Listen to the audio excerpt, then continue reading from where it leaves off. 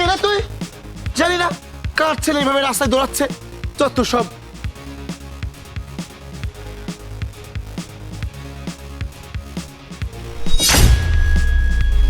তোকে তোকে দেখেনি?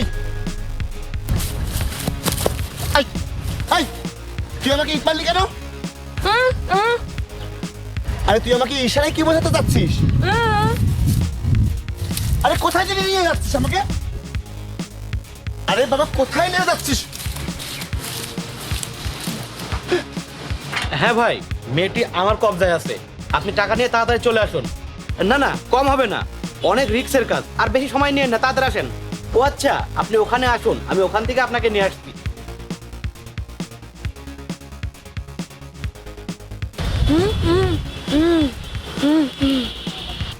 কে এই মেয়ে? বড় মুসিবতে পড়েছে।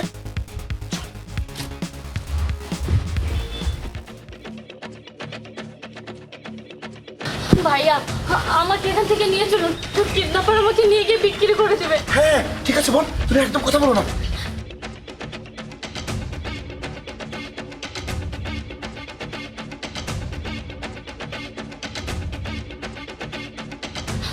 ভাইয়া এখান থেকে চলুন, এই জায়গাটা নিরাপদ। হ্যাঁ চলো চলো চলো চলো, আসো। এখানে দাও, এই জায়গাটা নিরাপদ। ভাইয়া আপনাকে অসংখ্য ধন্যবাদ আমাকে বাঁচানোর জন্য, না হলে তো আজকে আমাকে বিক্রি করে দিত।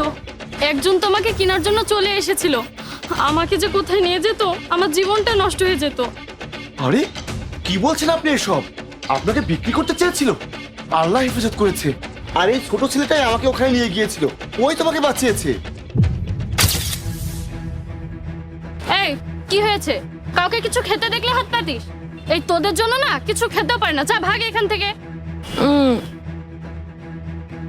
ভালো কথা তোর কানে যায় না তাই না? তোকে কিন্তু আমি এখান থেকে যেতে বলেছি। চল ভিখারি।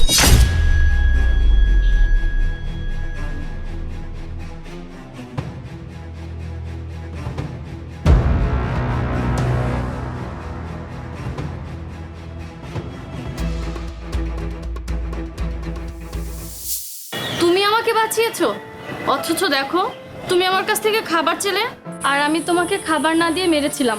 কিন্তু দেখো তুমি আমার জীবনটা বাঁচিয়েছো। ক্ষুধায় আমার থেকে খাবার চেয়েছিলে, আমি তোমাকে খাবার দিইনি। আমাকে ক্ষমা করে দাও। বোন, ও কথা বলতে পারে না, ও বোবা। তারপরেও ও চেষ্টা করে তোমাকে বাঁচিয়েছে। আসলে কি এই মাসুম বাচ্চাগুলো কারো ক্ষতি করে না, বরং মানুষের উপকারই করে। এদেরকে কখনো অবহেলা করবেন না। হ্যাঁ ভাইয়া, এদের কাজকের পর থেকে আর অবহেলা করবো না। বাবু চলো, আমি তোমাকে খাওয়াবো।